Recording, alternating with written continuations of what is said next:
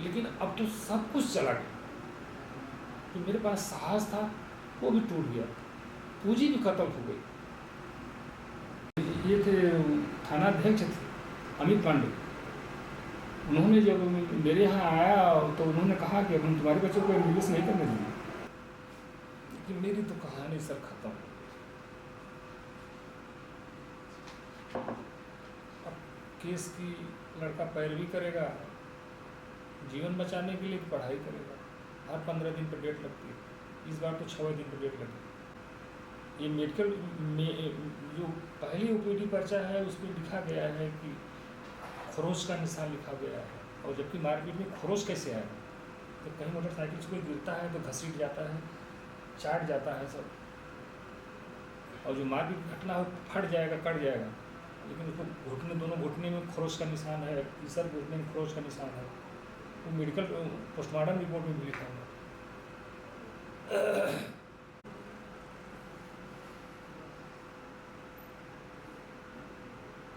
अब मेरे यहाँ एक घटना घटी, और वो लड़का मोटरसाइकिल से गिरा शराब पीकर। तो वो शराब पीकर गिरा, तो हमारा वो जो छोटा लड़का था वो आके हमें बताया कि पापा एक आदमी मोटरसाइकिल से गिरा है। और जब वहाँ हम पहुँचे तो करीब 20-25 लोग थे वहाँ पर, और उसके थोड़ी देर बाद में वो लोग, ऐसा हमने अपने जीवन में कल्पना नहीं किया था कि ऐसी विपद मेरे पर आ जाए।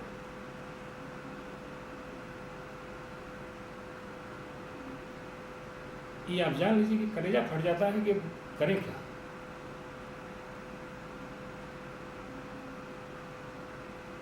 और अब हमें लगता है कि हम बच्चे को पढ़ा भी नहीं पाएंगे,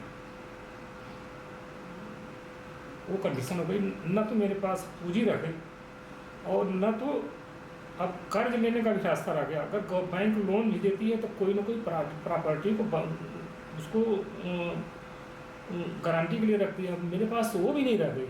एक बार मेरा बच्चा इंटर कर रहा था, कुछ समय हमसे एक आदमी पूछा कि आगे क्या कराएंगे। देखा डॉक्टर बनाऊंगा। उसने हमसे कहा ये तो बहुत महंगी डिग्री होती है, कब मेरे मनोबल कम मत करो, और मैं मजदूरी करके भी बच्चों को एमबीबीएस बनाऊंगा। मेरे पास पूंजी है, मैं उसको दाव पर लगाऊंगा, लेकिन मुझे डॉक्टर बनाना है। मेरे आत्मबल को तोड़ो मत। लेकिन अब तो सब कुछ चला गया। जो मेरे पास साहस था वो भी टूट गया, पूंजी भी खत्म हो गई। जो हिम्मत मेरी थी वो समाप्त हो गई। और आगे भी अगर ऐसी घटना मेरे साथ में घटी होती तो मेरा साहस न कमजोर होता। लेकिन अब तो साहस ही नहीं रह गया चलने के लिए।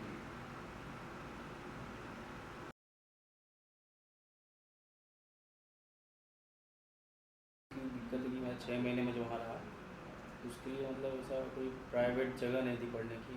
मैं कहता हूँ होनी चाहिए, बस होनी चाहिए कि वहाँ पे मतलब इतनी जगह है यहाँ पे कि इतनी टेबल हो, 8-10 लोग बैठ सकें, उसको जो पढ़ना जाके वहाँ पे आप शांति से पढ़ जैसे सकें। और भी स्टूडेंट हैं जो इस तरह फर्जी फंसाए गए हों और उनको वो पढ़ना चाह रहे हों और उनको वो सुविधा न मिली। मतलब अगर वो माहौल दिया जाए तो उस माहौल में नहीं होती पढ़ाई। मैं देखा, मैं पेड़ के नीचे बैठ के पढ़ता था, वो अलग बात है, फिर भी उतना नहीं रहता है। तो मेरा नाम रघुमन यादव है, और मेरे पिताजी का नाम श्री चक्रधारी यादव है, और मैं अभी 3rd ईयर एमबीबीएस स्टूडेंट हूँ। आपकी जाति क्या है और आप किस जाति से बिलोंग करते हैं और किस नज़रिए से आपको समाज देखती है आपकी जाति को? आप इस बारे में कुछ बताना चाहेंगे? तो मेरी जाति अहिर जाति कही जाती है। नज़रिया हमारे गांव में इस जाति का नज़रिया, ना मैं गांव में रहा नहीं हूँ, मुझे पता नहीं है, देखा नहीं है मैंने, उसके बारे में इतना पता नहीं है। आपके परिवार में कुल कितने सदस्य? मेरे परिवार में मैं, मेरी मम्मी और एक भाई, एक बहन, और बहन की शादी हो चुकी है। मुख्य व्यवसाय क्या है? हमारे यहाँ एग्रीकल्चर ही होता है, खेती होती है। और भी लोग हैं जो शिक्षा और भी कहीं से ले रहे हैं, या आप ही सिर्फ एमबीबीएस में पहली बार इस तरह का क्वालिफाई किए हैं? मेरी बड़ी दीदी से वो कांस्टेबल है पुलिस में अभी, और उसके बाद मेरी एजुकेशन वहाँ पे अभी तक पहुँच पाई है। मेरा आपकी सगी बहन है? हाँ सगी बहन, अच्छा, कहाँ पे कांस्टेबल है? वो देवरिया में कांस्टेबल। जिस दिन ये घटना घटी थी आप उस दिन कहाँ थे? मैं घर क्या पे- घटना घटने से पहले आपको सूचना थी, या आप बनारस जौनपुर में थे या आप कॉलेज में थे? जो घटना जो जिस वक्त हुई उस दिन मैं घर पे ही था। मेरी छुट्टी का तीसरा दिन था दिवाली पे, तो हम दिवाली मनाकर दिए वगैरह जलाकर रात को सब सोए थे, सोने ही जा रहे थे। तो मेरा छोटा भाई था, वो पापा को ऐसा मतलब बैठे थे सोने जा रहे थे, जगाया हमको, बोला कि पापा कोई बाइक से गिरा है। तो मैं भी वहाँ था, तो हम दोनों वहाँ पे साथ में गए, सब देखा तो सब इकट्ठे थे वहाँ पे। हम हमारे जाते जाते वो लेके ही मतलब 2-3 लोग उठा गए उसको, लेके निकले ही थे बस, भीड़ लगी हुई थी वहाँ, यही हुआ था। तो वो लोग लेके चले गए उसको, तो फिर आप घर चले गए? हम घर चले गए, तो मुझे घर कोई से मतलब नहीं था फिर। किस दिन आप हॉस्टल गए? हॉस्टल मेरी 26 को आने की टिकट थी, मेरी टिकट है उसकी, और 4 को वापस थी, क्योंकि 11 से मेरा एग्ज़ाम था। तो प्रिपरेशन के लिए हम 2-3 दिन पहले पहुँचना था, पहले से कंफर्म थी हमारी टिकट। 4 को जाना था, 4 नवंबर को, 26 अक्टूबर को वापस मुंबई से यहाँ आए थे। तो जब ये झगड़ा हुआ गांव में, तो आपको जब यहीं घर पे थे तो आपको पता था कि झगड़े में हमको भी फंसाया जा रहा है? मुझे नहीं पता था, मुझे कैसे पता होगा। वो हम लोग पहुँचे वहाँ पे, वो उसको लेके गए, कोई मतलब ही नहीं था उससे, हम लोग घर में बैठे हुए थे, उसका बिल्कुल अंदाज़ा नहीं था। अंदाजा ही नहीं था, आप चले भी गए हॉस्टल। हाँ, फिर कब सूचना मिली कि हमको इस आरोप सूचना में फंसा दिया गया? सूचना हमें मिली थी हॉस्टल में जाने से पहले ही मिली थी, हम थे जाने ही वाले थे। जाने का, हाँ लेकिन सूचना मिलते मिलते ही आप चले भी गए? हाँ, मेरा एग्ज़ाम होने वाला था, तो हम चले गए। उन्होंने कहा कि कहीं दिन देखा जाएगा, जो भी होगा अभी होगा। तो फिर हम वहाँ पे हॉस्टल में आप कैसे वहाँ से लाया गया, कैसे सूचना, पुलिस कैसे गई, कैसे पता की, कैसे डीन से बात की, कैसे मुंबई थाने में पता चला, वहाँ अगर मुंबई थाने में किसने सूचना दी, मतलब ये पूरा प्रोसेस जरा, पुलिस ने जो मूवमेंट आपका जौनपुर से लेकर मुंबई तक किया और मुंबई से फिर जौनपुर में लाके आपको निरुद्ध कर दिया, इस बीच का जो भी पुलिस का क्रियाकलाप है वो जरा सा डिटेल कर दिया। पुलिस कहाँ से कैसे आई मुझे वो नहीं पता। डीन ऑफिस में बैठी थी पुलिस, उसकी डेट लगभग 13 या 12 को आई थी पुलिस, इतना याद नहीं होगी। तो उस दिन मतलब डीन ऑफिस से उन्होंने फ़ोन किया था मुझे, डीन से फ़ोन करवाया था। मैं हॉस्टल में अपने रूम में बैठा था, दोस्त के यहाँ फ़ोन किया हुआ था, तो उन्होंने बुलाया तो मैं आया ऑफिस। तो वहाँ पर एक SI आए हुए थे, उनका नाम था ईश्वर चंद्र नाम था शायद, अभी कांस्टेबल थे सूरज सर। वो आए बैठे हुए, तो उन्होंने बताया कि नहीं तुम्हारे नाम से रेस्टोरेंट आया है। तो मुझे वहाँ पे सायन थाने पे लेके गए, वहाँ से फिर लेके आए, ट्रांजिट वगैरह करवाया उन्होंने, फिर लेके आए। मुझे डीन ऑफिस से फ़ोन आया था कि आपको मतलब चले जाओ यहाँ पर, आया कि डीन सर के सामने, डीन सर के मतलब उन्होंने सिग्नेचर वगैरह किया था। इस टाइम आपकी परिस्थिति कैसी, मतलब आपको क्या समझ में आ रहा है? परीक्षा आपको छूट गया? वही मतलब एक सवाल आता है कि आप एक तरफ मतलब घर वाले प्रमोट करते हैं, सब प्रमोट करते हैं कि आप पढ़ो, सब कुछ करो, फिर आगे फंस जाते हो और सिस्टम सपोर्ट नहीं करता है आपका। सिस्टम मतलब इतना सपोर्टिव नहीं है आपका। समय सबसे ज़रूरी था मेरे लिए, वही मतलब गंवाया है इन्होंने। बस चाहते तो सही से कर सकते थे, इतना और ये लोग चाहते तो परीक्षा भी दिलवा सकते थे दिलवा जेल के सकते अंदर से, थे। लेकिन मतलब ये दूर अरेस्ट करने आप इतना दूर जाते हैं जाते हैं। और आप ये कह दे के खारिज कर देते हैं कि वो दूर है, आप एग्ज़ाम नहीं दे सकते। सिस्टम में ये है, एग्ज़ाम देने के लिए सिस्टम में है, और आपको क्यों नहीं देने दिया गया, इस पर मतलब एक सवाल है, और इस पर लिखी पढ़ी हुई होना चाहिए। क्योंकि ऐसे तो मतलब कि आप, क्योंकि आसान परीक्षा नहीं है ये, नीट का एग्ज़ाम पास करना इतना आसान नहीं है, इंडिया वर्ल्ड का पेपर का एग्ज़ाम है। तो ये एक बहुत बड़ी चुनौती है, ये सबके लिए है। कि ऐसा नहीं है मतलब एक आप ही अकेले पर्सन नहीं है कि जो आप इस तरह के फंसे, कई बच्चे ऐसे बहुत लोग हैं। मैं उधर था, उधर 1000 के आसपास बंदी, उसमें से बहुत लोग हैं ऐसे। होता होगा, मुझे इतना कंफर्म पता नहीं है किसके साथ क्या हो रहा है, सब यही कहते हैं। लेकिन मेरे साथ जो हुआ कि वो वही नहीं है, संभावना है कि औरों के साथ होती होंगी ये सब चीज़ें। आपकी इस लड़ाई में आपके हिसाब से किनका किनका योगदान रहा है?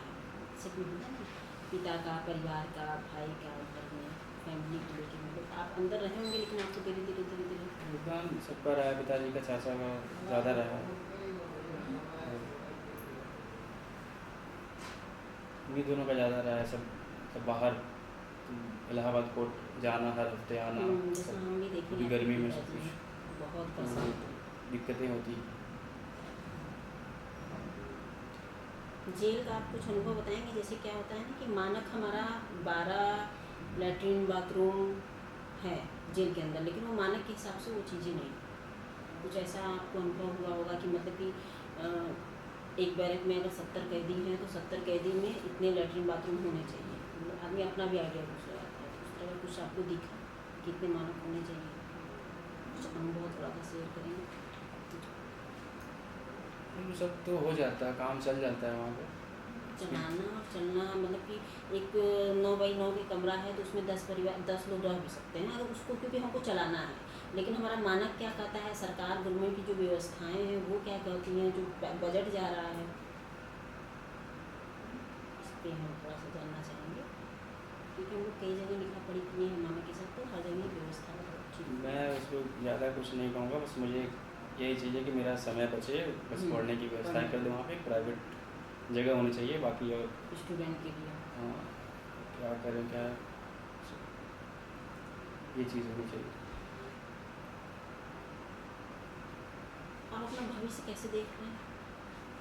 अभी आप एग्ज़ाम कैसे, मतलब वैसे ही जैसे मैंने देखा था वैसे ही, बस एक साल लेट होगा जो भी होगा वैसे। और इस अगर एग्ज़ाम के लिए अगर कोई बातचीत, मतलब कि दोबारा एग्ज़ाम हो सकता है या नहीं हो सकता है, क्या मतलब है जो एग्ज़ाम होगा, हर बार होता है, यूनिवर्सिटी एग्ज़ाम होता है, जिसमें जो छूटता है वो सप्लीमेंट्री देता है। तो एग्ज़ाम तो सप्लीमेंट्री तो हो ही सकता है। हो सकता है, लेकिन फॉर्म भरा जा चुका होगा वैसे। हाँ। तो एक साल मेरा लेट होगा, सब ठीक हो जाएगा। वही हो सकता है, जैसे पहले था वैसे बहुत ज़्यादा मानसिक।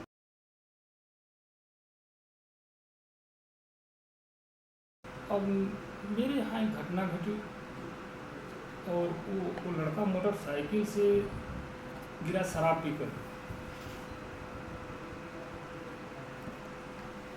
तो वो शराब पीकर गिरा तो हमारा वो जो छोटा लड़का था वो आके हमें बताया कि पापा एक आदमी मोटरसाइकिल से गिरा है। और जब वहाँ हम पहुँचे तो करीब 20-25 लोग थे वहाँ पर। और उसके थोड़ी देर बाद में वो लोग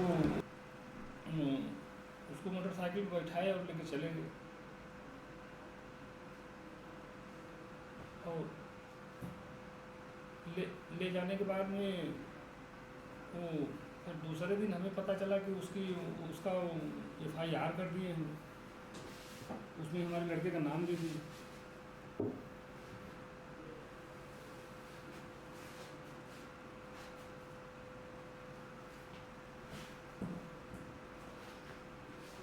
उसमें हमारे लड़के का नाम दे दिया और लड़का हमारा यहाँ रहता भी नहीं था। वो दीपावली की छुट्टी में आया हुआ, 8 दिन की मात्र छुट्टी पर आया था, जिसमें 4 दिन बीता हुआ था और 4 दिन के बाद में घटना घटी। अब तीसरे दिन चौथे दिन तो हमें पता चला कि हमारे लड़के का भी उसमें नाम है, जबकि वो पता वहाँ मारपीट की FIR दर्ज हुई। तो 4 दिन बाद जब 4 दिन बाद जब हमें पता लगा, उसी समय उसका टिकट था और वो चला गया फिर बम्बई चला गया। तो यहाँ से पुलिस जाके उसको बम्बई से मेडिकल कॉलेज पहुँची और वहाँ के डीन से मिली। डीन से मिलने के बाद में उसको लड़के को बुलाया, और बुलाया इसलिए कि तुम्हारे यहाँ ऐसी ऐसी घटना घटी है, उसमें तुम इन्वॉल्व था और तुम्हारा स्टेटमेंट लिया जाए।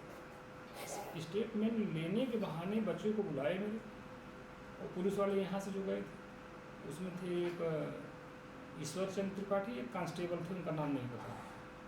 और उन्होंने कहा डीन से कि हम इनको पुलिस चौकी ले जा रहे हैं और वहाँ स्टेटमेंट लेके छोड़ दें। फिर वहाँ से ले गए पुलिस चौकी, और पुलिस चौकी से लेके चल गए वहाँ मजिस्ट्रेट के यहाँ ले जाने के बाद में फिर वहाँ से उसको अरेस्ट करके यहाँ लेके चले गए, ले आके जेल में डाल दिया। और धीरे धीरे उसको 7 महीने जेल में बीत गया। अभी हाई कोर्ट से हम उसका बेल कराए हैं। और ये आप जान लीजिए कि इस बच्चे को मैं पढ़ाने के लिए अपनी पूरी ज़मीन बेच दिया।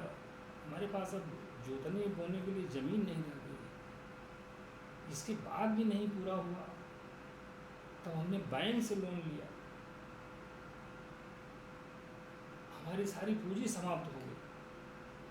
अच्छा, जिस दौरान जब तक लड़के को अरेस्ट नहीं किए थे तब तक पुलिस वाले इतना परेशान किए न कि जीना हराम कर दिया। एक दरोगा साहब थे, रात में हमारी औरत थी, हमारे भाई की औरत थी, हमारी लड़की थी, लोग घर में सोए हुए थे, लात से मार के दरवाज़ा तोड़ दिया, घर में घुस जाया करते, इतना परेशान किए एकदम जीना हराम कर दिया। अच्छा, जेल में भेज दिए, अब पैसा भी नहीं है, क्या करें, हर तरीके से टूट गए। ऐसा हमने अपने जीवन में कल्पना नहीं किया था कि ऐसी विपद मेरे पर आ जाए।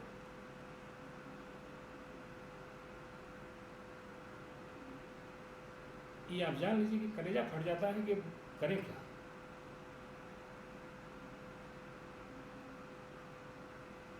और अब हमें लगता है कि हम बच्चे को पढ़ा भी नहीं पाएंगे। वो कंडीशन हो गई, न तो मेरे पास पूंजी रह गई और न तो अब कर्ज लेने का भी रास्ता रह गया। अगर बैंक लोन भी देती है तो कोई ना कोई प्रॉपर्टी को उसको गारंटी के लिए रखती है। मेरे पास तो वो भी नहीं रह गई। किसी तरह से हमने 3rd ईयर कराया था। 3rd ईयर जिस समय एग्ज़ाम था उसी समय उसको जेल में ठूस दिए। 1 साल का पूरी पढ़ाई, फीस, मेहनत सब लैप्स हो गया। अभी तक तो हम इंतज़ार कर रहे थे कि हमारा 4-6 महीने बचा है, अब 2 साल पीछे हो गया। ये कंडीशन है।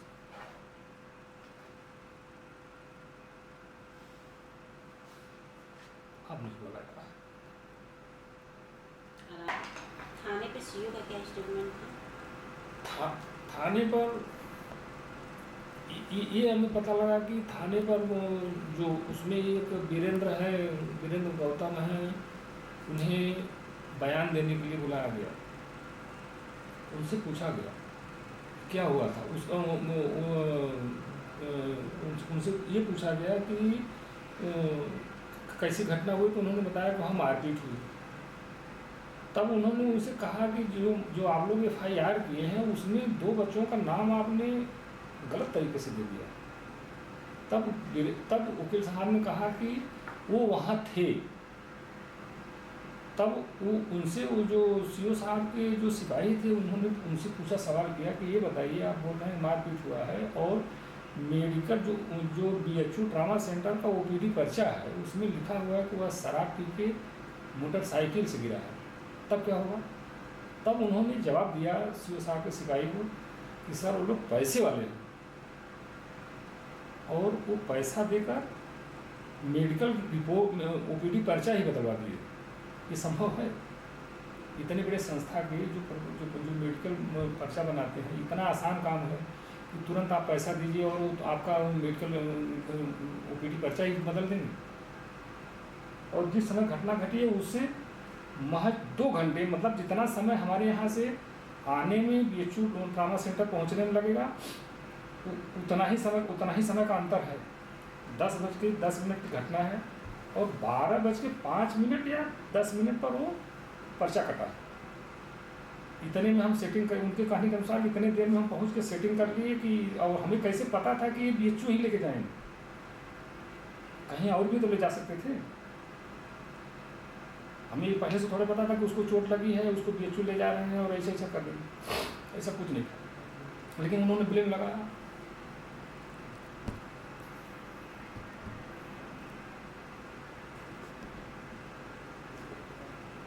कास्ट को लेके क्या था थाने पे?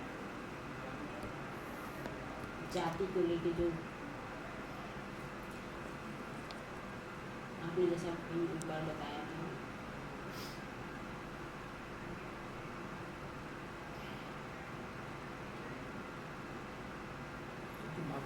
कोई हरजन था थाने पे?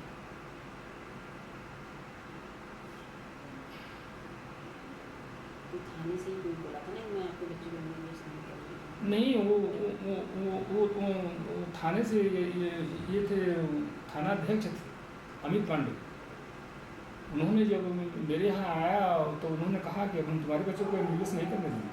और उसका ये एक रीज़न था कि एक बार हमारे यहाँ हमारे परिवार से और हमारे भाई से मारपीट हो गया था, और उसमें हम जाके सूचना दे दी कि सर वहाँ मारपीट हो गई।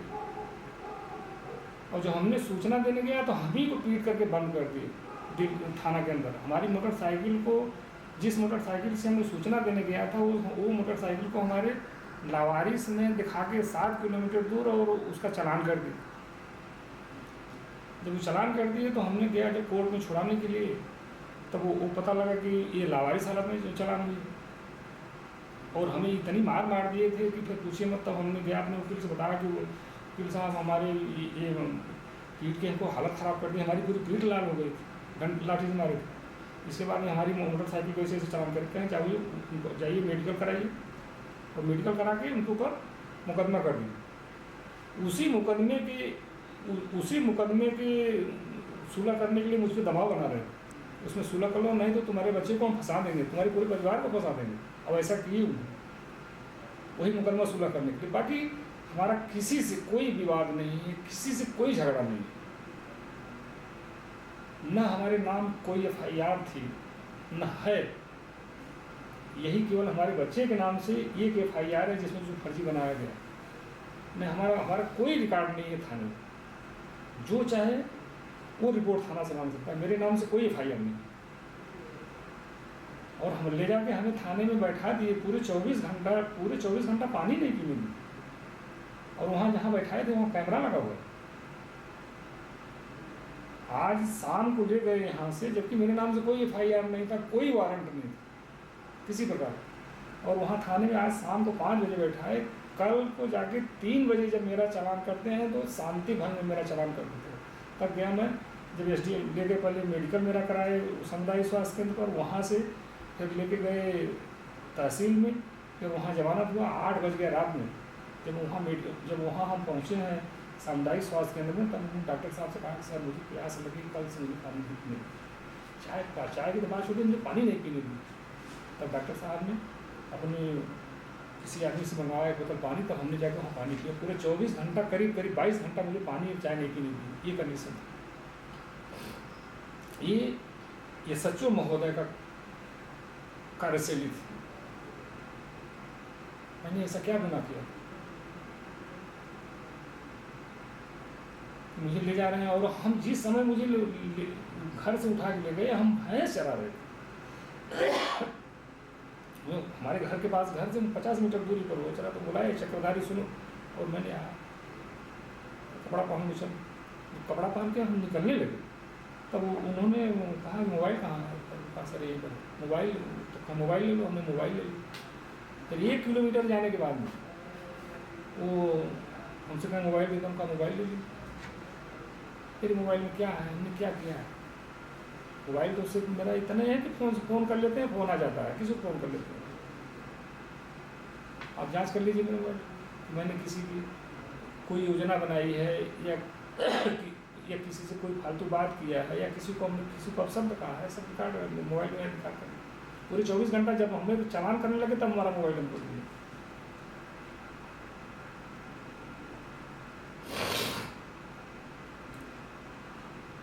बहुत दुर्दशा की, यहाँ तक कि अब हमारे रिश्तेदारों को भी नहीं छोड़ा, यहाँ छुपा है, यहाँ छुपा है। और हमसे पूछे कहाँ है लड़का, हमने साफ शब्दों में बता दिया मेरा लड़का बम्बई में पढ़ाई करता है, मेडिकल में पढ़ाई करता है, और वहाँ चला गया, यहाँ है नहीं। फिर भी मेरे रिश्तेदारों को परेशान किया। हमारे भाई, हमारे घर पर भाई बानी थे, वो सब छोड़ कर रात में वो पढ़ दे। इतना आतंक पुलिस में चाहिए कुछ, जबकि मैं झूठ बोलूँ तब ना कि मेरा लड़का नहीं है या हम नहीं जानते हैं। मैं तो बता रहा हूँ साफ साफ, मेरा लड़का बम्बई रहता है, मैं पढ़ाई करता है। सही बोलने पर, सही बोलने पर ये कंडीशन। अब किस प्रकार से वो सही मानेंगे, अब ये तो मुझे नहीं समझ में आ रहा। केवल वही एक मुकदमे को सुलह करने के लिए वो जो इनके आपराधिक प्रवृत्ति के इनके जो 2 SI हैं ये और एक सिपाही है, उनको बचाने के लिए इतना साजिश रचा है थाना अध्यक्ष ने, और दूसरा कुछ मसला नहीं था। कहते हैं कि अपराध हो रहा था, आप अपराधी को पकड़िए ना। ये तो हम कह नहीं रहे कि अपराध नहीं हो रहा, किसी से मारपीट नहीं हो रहा, कहीं डकैती ना, तो ये तो हमने कहा नहीं। अब लेकिन जो आप अपराध कर रहे हैं उनको अरेस्ट करिए ना। एक एक तिल इकट्ठा करके मैंने बच्चों को पढ़ाया। शाम को भोजन का इंतजाम नहीं है, लेकिन हमने फीस और कॉपी और पेंसिल के लिए इंतजाम किया, क्योंकि मुझे शिक्षा की जरूरत थी।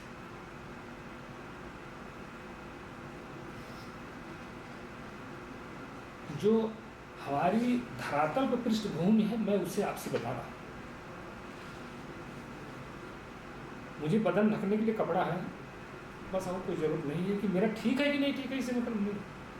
बदन मेरा ढक रखा है, नंगा नहीं होना चाहिए, उतना मेरे पास व्यवस्था थी। लेकिन शिक्षा की मुझे ज़रूरत थी, शिक्षा के लिए मैंने हर चीज़ को त्याग किया। अगर दो टाइम के बजाय एक टाइम भोजन मिलेगा तो ठीक है, लेकिन शिक्षा मुझे मिलनी चाहिए। मेरी बड़ी लड़की पुलिस में सर्विस करती है, हमारे पिताजी गुजर गए, हमारे अपने 2 भाइयों को पढ़ा के उन्हें, एक भाई हमारा, दो भाई हमारी मस्सी की, एक रेलवे में सर्विस करता है, एक प्राइवेट सर्विस करता है, लड़की हमारी पुलिस में है। मैंने क्या किसी से क्या छीना है? मतलब परिश्रम करके खाना भी अपराध के श्रेणी में आता है। तब जब अपराध होगा तो उसे हम क्या कहें? अगर परिश्रम करके आदमी को जीना खाना अपराध की श्रेणी में आता है तो अपराधी को क्या कहेंगे?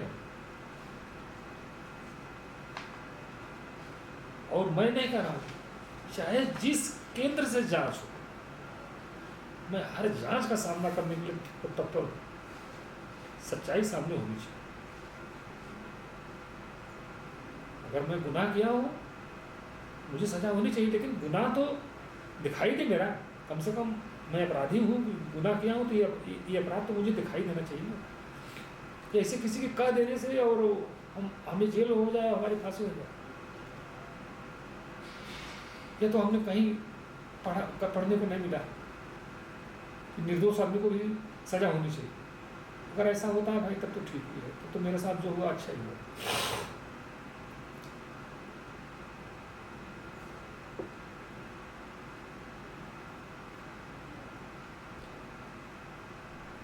एकदम लास्ट में आते हैं मैडम एकदम टूट गया, अब कोई रास्ता नहीं दिखाई दे रहा। अगर मेरे पास पूंजी होती ना तो हिम्मत होता, पूंजी नहीं है। अगर पूंजी नहीं है तो शिक्षा इतना आसान नहीं है कि बच्चे को आप पढ़ा लीजिए, वो भी मेडिकल की डिग्री।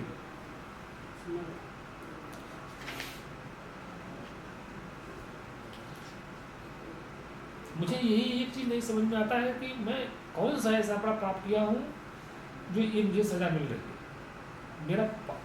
मेरा गुनाह मुझे नहीं दिखाई दे रहा। कम से कम अगर मेरा गुनाह मुझे दिखाई दे तो मैं स्वीकार कर लूँ कि नहीं, मैं गुनाहगार हूँ, लेकिन कम से कम वो दिखाई भी तो देना चाहिए।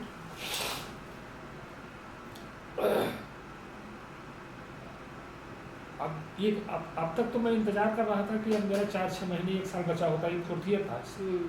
लेकिन इस केस में अनायास का फंसा देने से 3rd ईयर पूरा लेप्स हो गया और 4th ईयर का 6-7 महीने गुजर गया। अब हमारे बच्चे की शिक्षा 2 साल की हो गई, जो 4 साल पूरा होने वाला था वो 2 साल में आ गई। ऐसे भी तो बड़ा मुश्किल उस समय से गुजर रहा था। अब जो रेगुलर था, अब उसमें 2 साल माइनस हो गया था। वो अब उसका खर्चा कैसे पूरा होगा, यही मुझे नहीं समझ में आ रहा है। ऐसी कोई संपत्ति ही नहीं है कि बेच दे। बैंक लोन एक बार दे चुकी है, दोबारा देगी नहीं। और मेरी पूरी जीवन की कमाई मतलब उस माइनस डिग्री में चली गई कि जहाँ बर्फ कभी पिघलता ही नहीं। एक बार मेरा बच्चा इंटर कर रहा था, कुछ समय हमसे एक आदमी पूछा कि आगे क्या कराएंगे। कहा डॉक्टर बनाऊंगा। उसने हमसे कहा ये तो बहुत महंगी डिग्री होती है, कहा मेरे मनोबल कम मत करो, और मैं मजदूरी करके भी बच्चों को इंजीनियर बनाऊंगा। मेरे पास पूंजी है, मैं उसको दाव पर लगाऊंगा, लेकिन मुझे डॉक्टर बनाना है। मेरे आत्मबल को तोड़ो मत। लेकिन अब तो सब कुछ चला गया, जो मेरे पास साहस था वो भी टूट गया, पूंजी भी खत्म हो गई, जो हिम्मत मेरी थी वो समाप्त हो गई। और आगे भी अगर ऐसी घटना मेरे साथ न घटी होती तो मेरा साहस न कमजोर होता। लेकिन अब तो साहस ही नहीं रह गया चलने के लिए। कर्ज किससे ले? जिसके पास कुछ नहीं होता उससे कर्ज भी नहीं मिलता। अगर मैं मांगू तब कर्ज देने वाला सोचेगा कि इसको आप दे देंगे, कि वापस ही नहीं देगा। वो कंडीशन पहुंच गए हैं।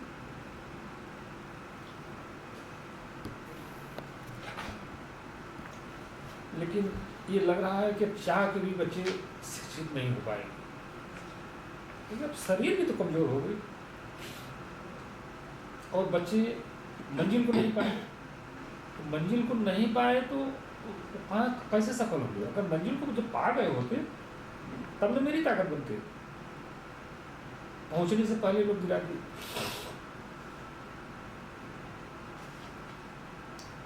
तो जीने का भी इच्छा नहीं करता है।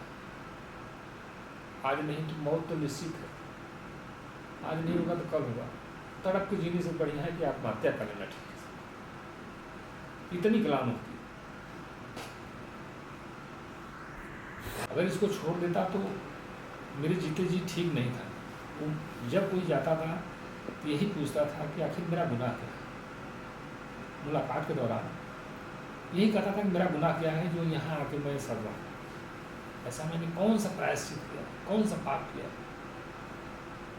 मेरे पास कोई जवाब नहीं होता था। जब मैं मुलाकात के लिए खाना करने से 4 दिन पहले लड़के को, जिस लड़का को मृत्यु हुआ उसका पिताजी मिला था और हमसे कम से कम वो 15 साल बड़े हैं। और मिले तो उनसे हमने प्रणाम किया तो, और हमने उनसे पूछे कि बच्ची और हालचाल, हमको भैया वो सब ठीक ठाक है, बेहतर है। उन्होंने भी पूछा कि बच्चा कहाँ है, हमको बताया बम्बे में है। कितना समय? हमको भैया में कम से कम 1-1.5 साल समय और बचा।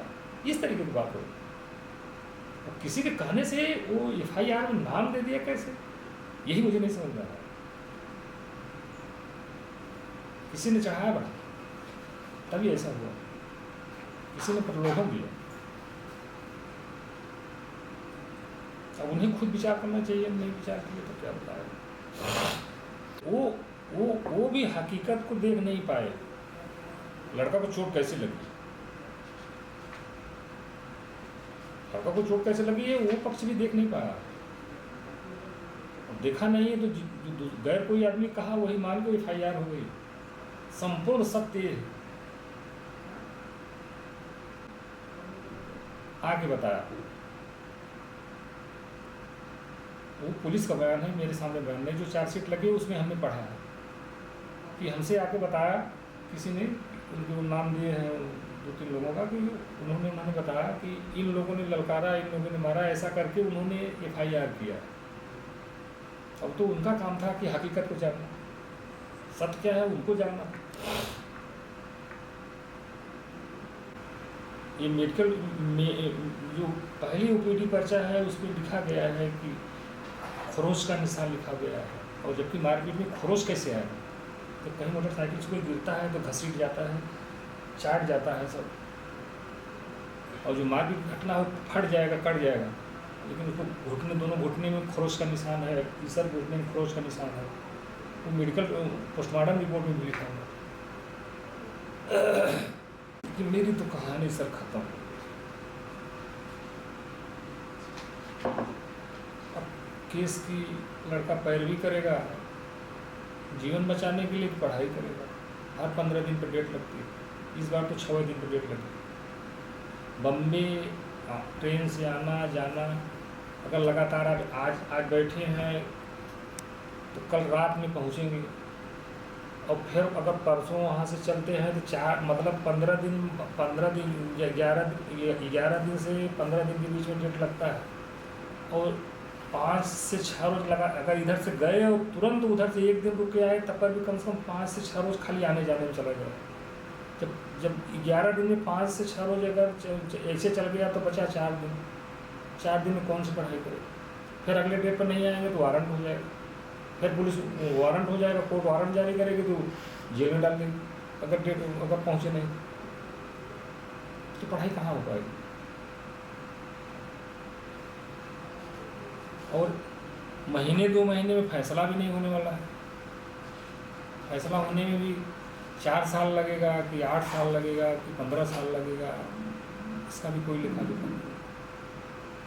अब MBBS के नाम से तो MBBS का तो आप सपना ही छोड़ देना, पढ़ाई नहीं हो पाएगी। अभी आधी पढ़ाई बची। जिस प्रकार से लेप्स हुआ अब उससे तो आधा हो गया।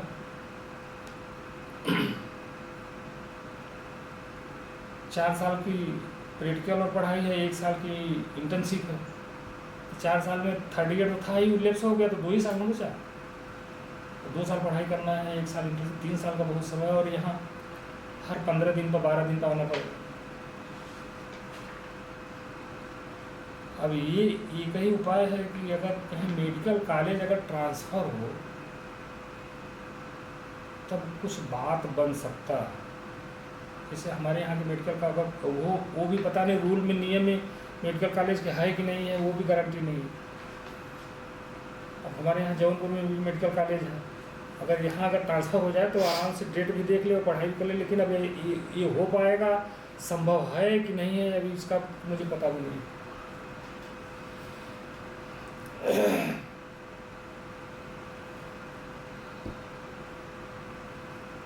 पूरी पूंजी डूब गई।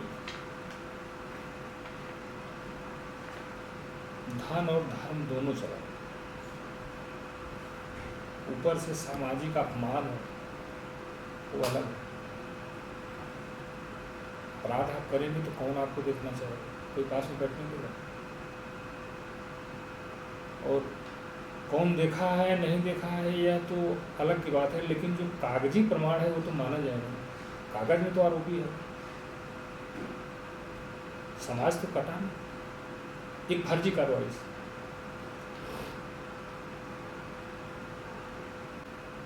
अगर पुलिस इतने ताकत लगाती तो शायद हमारे देश में अपराध शून्य होता। जो अपराध करने वाले प्रवृत्ति के लोग हैं,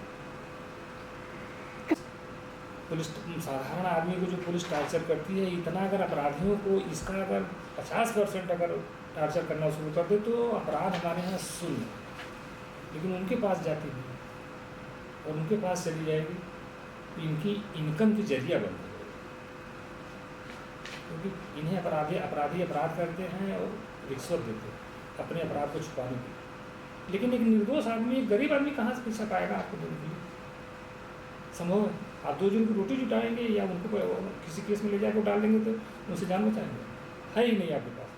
जब पैसा नहीं है तो आपको जेल जाना ही है।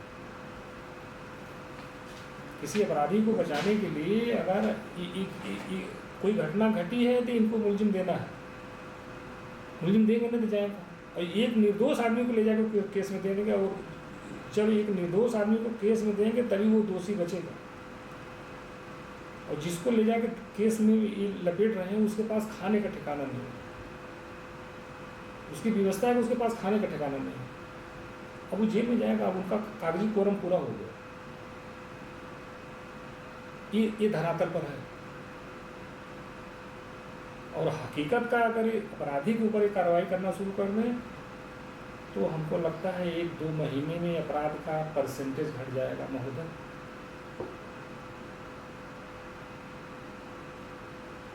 तो सब अपराधी चले जाएंगे जेल में, लेकिन अपराधी को बचाने का काम केवल पुलिस का है।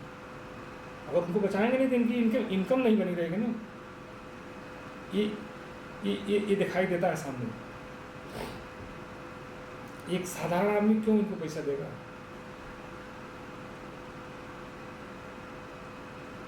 और जब अपराधी के ऊपर कार्रवाई करेंगे तो अपराधी क्यों पैसा देगा? अपराधी तो अपने अपराध को छुपाने के लिए इनको पैसा देता है। लेकिन कानून का एक व्यवस्था है कि यहाँ अपराध घटना घटी है तो इसका कौन घटना घटाया है, ये मुलजिम इनको देना है, तो किसी को भी उठा के ठेल देंगे जो निर्बल आदमी। कहीं चोरी छिनैती होती है तो जो हमारे देश के हमारे गांव के मुसहर हैं जो दिन भर पेड़ पे मजदूरी करते हैं, उन्हें पकड़ के ले जाकर जेल में भेज देते हैं कि ये इसने चोरी किया। जबकि दिन भर वो इतना मेहनत, कमर तोड़ मेहनत करता है कि वो शाम को खाना खाएगा तो उसको होश नहीं आएगी, लेकिन उसी को उठा के ले जाकर जेल में डाल देते हैं, ये चोरी किया। ये धरातल पर है सका। तो मेरे जो निर्बल किस्म के आदमी है वो विचार करते कि यार खाली वो ताकत के भरोसे और लड़के को म्यूजियम बना दिया, लेकिन ऐसा होने नहीं दिया। एग्ज़ाम क्वालिफाई की, इसके बाद में उसका वो फिजिकल वाला टाइम आ गया,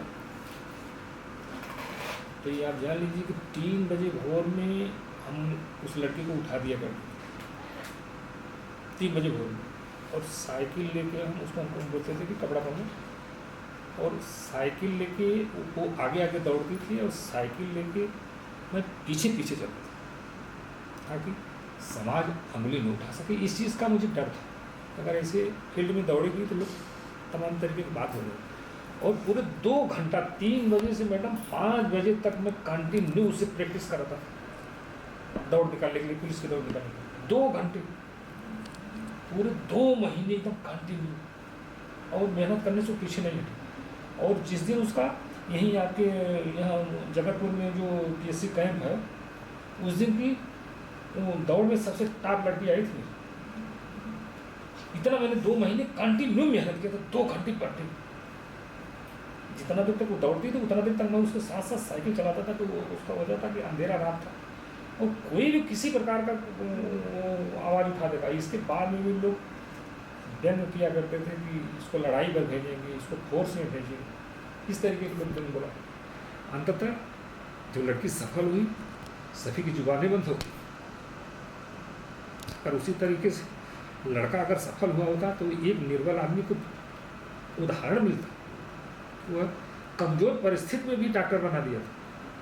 डॉक्टर के लड़के डॉक्टर बनते हैं, लेकिन मैं एक मजदूरी मेहनत करने वाला अगर बनाता तो एक निर्बल आदमी को देखने का मैं साहस मिलता। इसके बाद में जितनी वैकेंसियाँ आई, हमारे यहाँ से 4-5 लड़कियाँ सिलेक्शन की, नीतू का हुआ और हम लोगों का भी हो जाएगा। 4-5 लड़कियाँ सिलेक्शन की, नहीं तो हमारे यहाँ तो सर्विस के नाम पर भी बच्चियाँ जाती नहीं थी। 2 SC की लड़की है और एक पटेल की लड़की है, वो ठाकुर की लड़की, 4-5 लड़की। लेकिन सबसे पहले मेरी लड़की, वो जो एक SC की लड़की थी, उससे हमने पूछा कि बेटा तुम्हारे मन में ये चाका कहाँ से? कहे अंकल आपकी नीतू को देखा, तो हमने कहा जब नीतू का हो गया तो हमारा क्यों नहीं होगा?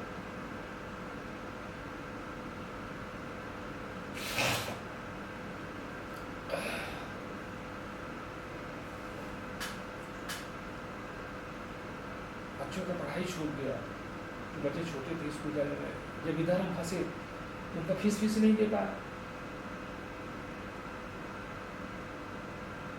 सारा काम ही हमारा एकदम बर्फ की तरह जल गया। अब कैसे पिघलेगा ये तो समझ में नहीं आता।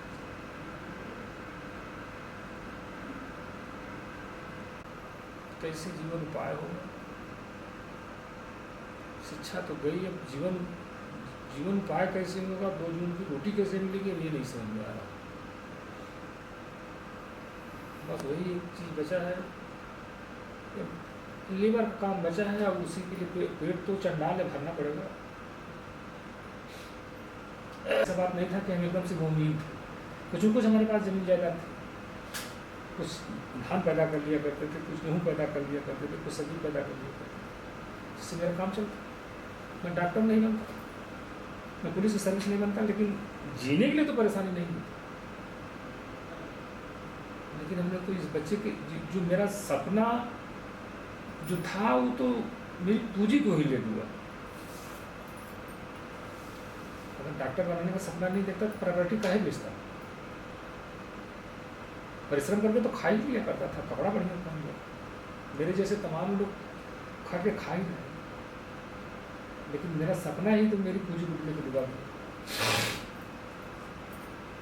मतलब आप अपने जैसे पीड़ित को जो भी जेल में निरुद्ध हैं या होंगे उनको आप यही मैसेज देना चाहते हैं कि वहाँ पढ़ने की व्यवस्था की जाए। हाँ, क्यों, ये सही है?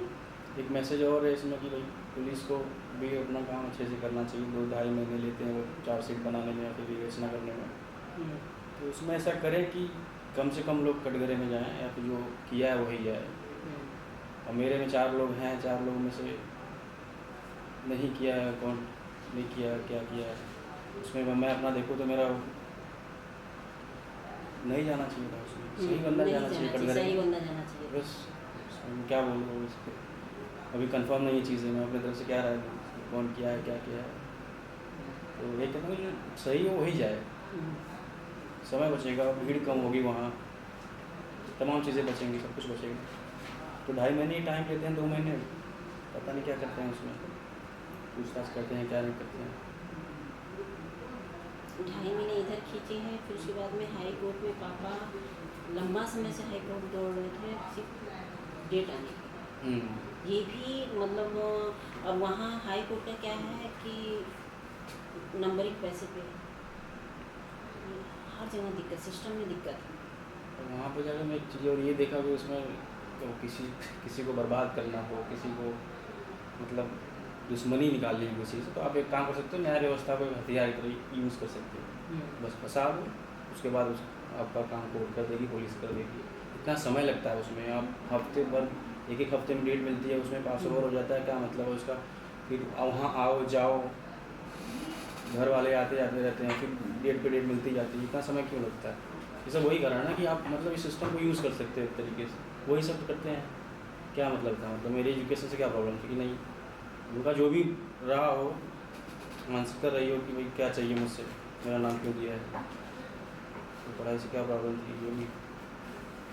तो ये यूज़ करते हैं वो कि फंसा दो, उसके बाद तो दुश्मनी अपने आप ही निकल जाएगी। और वही चीज़ हुआ, 6 महीने में बर्बाद हुआ, 1 साल वो बर्बाद हुआ, तो कहीं ना कहीं वो कामयाब हो चुके हैं।